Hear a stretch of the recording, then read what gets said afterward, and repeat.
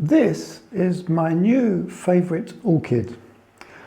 You know how it is when you have a new orchid and the first time it flowers, you immediately think, oh, that is the most wonderful thing I've ever grown. Well, it was like that with this orchid with me. It has beautiful foliage and really quite decent sized flowers with a faint, although not for me, very strong scent. It is actually quite easy to grow if you do not have very warm conditions, and I have not really got the warm conditions that most Phalaenopsis need. So for me, this is a fantastic orchid to grow. I bought it over 2 years ago as a small plant after watching a YouTuber from Florida. He was saying that he has trouble keeping it cool enough. And normally, from this particular channel, I envy him because he has the heat and he can grow plants that I couldn't possibly grow here. This species Phalaenopsis comes from quite high altitudes, 1,000 to 1,500 meters, which for a Phalaenopsis is very high up. And so it's actually quite cool growing. And in here, I just haven't got the conditions really that are perfect for most Phalaenopsis because they need really quite a lot of warmth. But in this case, this has grown really well.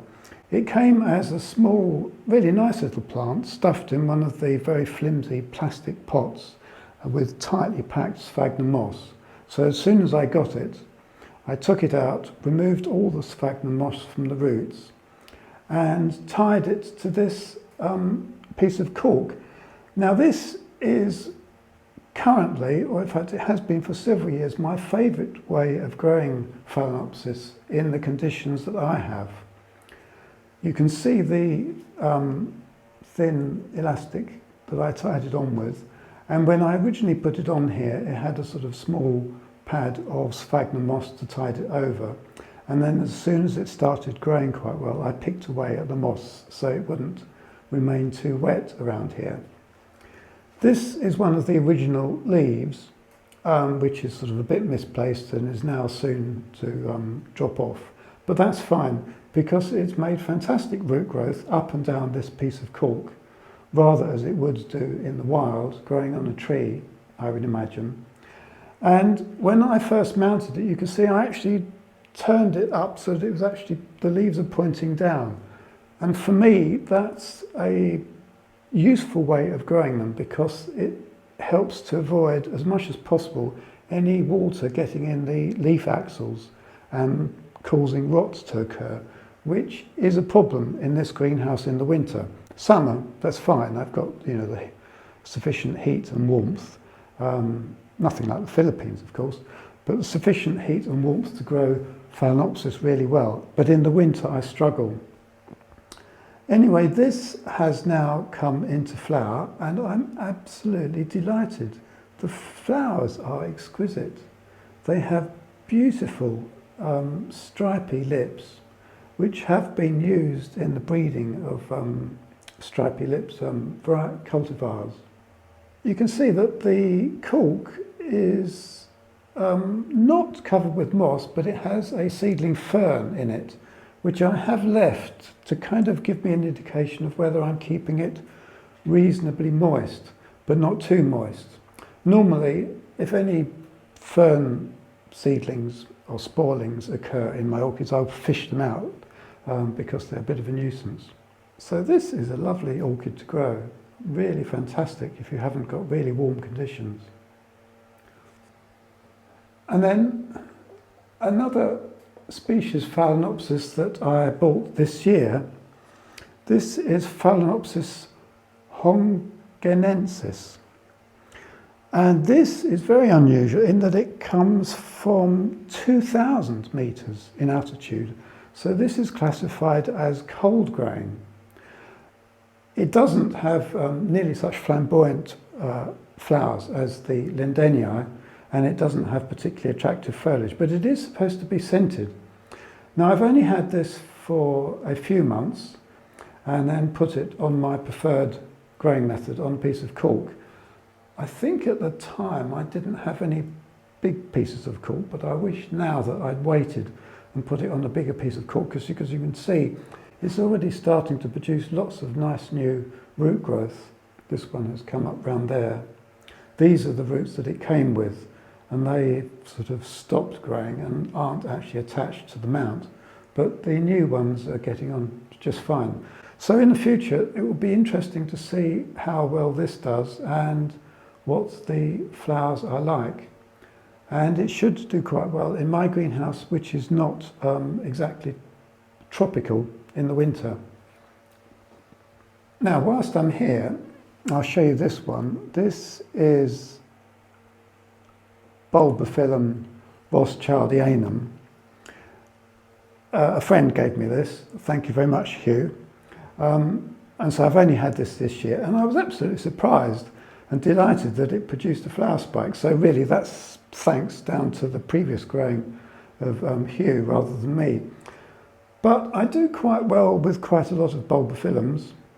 And my preferred method is to put them in a wooden slatted basket with chunks of fairly large bark, and then they can produce their roots around it.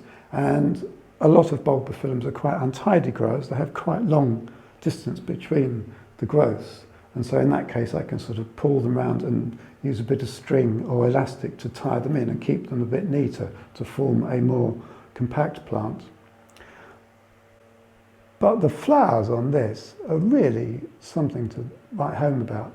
And they have these, like many bulbophyllums, they have absolutely exquisite structures that sort of jitter around with the slightest air movement. Fascinating, a huge group of orchids, incredibly interesting. And it took me quite a long time to actually cotton on to the virtues of bulbophyllums, and now I've got quite a lot. Some of them don't smell very nice, really unpleasant, and I haven't got any of those. I won't tolerate anything that smells horrible in here. But this one has a very, very, very faint smell, but nothing unpleasant. So I'm quite happy with this.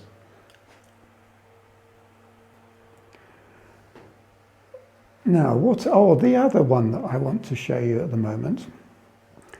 This is Eria thao. I think that's how you say it. I'm not quite sure. I'll put it on the screen so you can decide for yourself. This has been in flower for about a month already.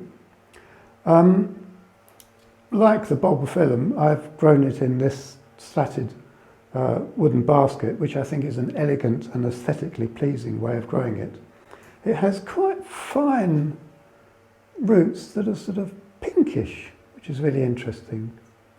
And then at this time of the year, for me, every year, it produces these, what you can only describe as small, sort of yellowish, snowdrop-like flowers.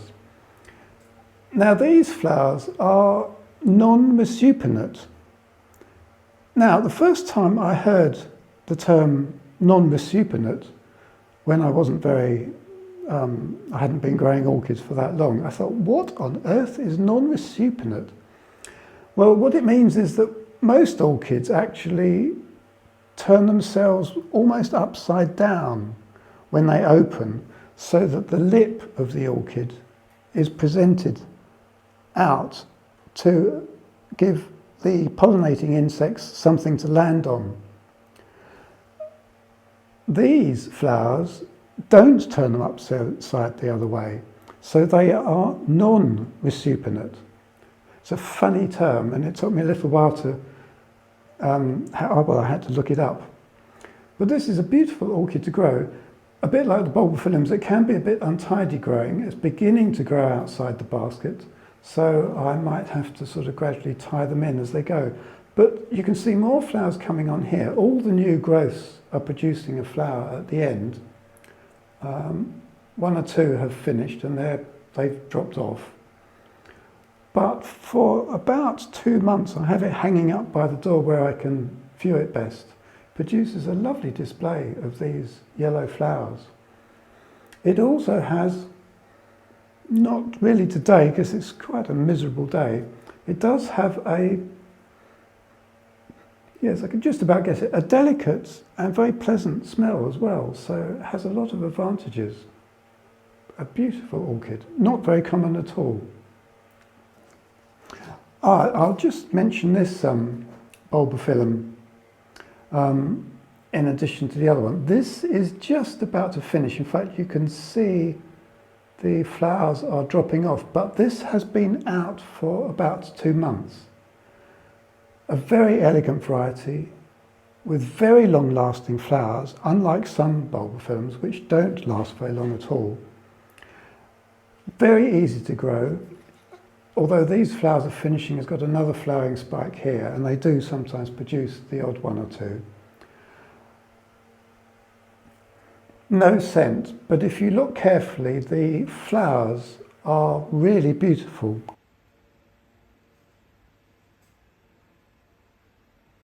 Oh, and just before I go, this is an update on my Lepanthes, which are generally speaking quite difficult to grow because they need constantly moist conditions coming from very humid, sort of cloud foresty type conditions. And this is the famous Lepanthes calodictyon. And I said in an earlier video, earlier in the year, that I had one once that did well, and then I nearly lost it, and then I did all right, and then I eventually lost it again. Well, I said that I thought I would have another go. Now I'm a bit more experienced. And so early this year, so this is about 9 months ago now, I bought another little plant, mounted it on some cork, and it is now doing absolutely fantastically well. This is the best I have ever done with this orchid. But it's still early days.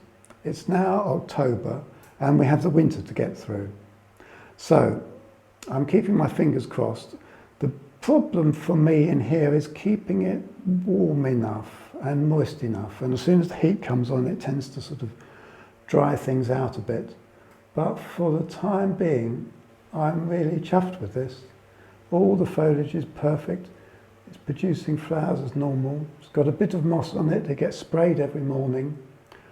And it looks really healthy. So wish me luck with this. I know a lot of people struggle with it. A lot of people kill them. I've done the same. But when they do grow well, they are just so marvellous. Really wonderful. Anyway, so cheerio for now. Thanks for watching, as always. Hope you've enjoyed this one. And if I've been able to pass on some useful information to you when you're growing your orchids, that is marvellous. That is the main purpose of my video channel. So cheerio, bye, see you next time.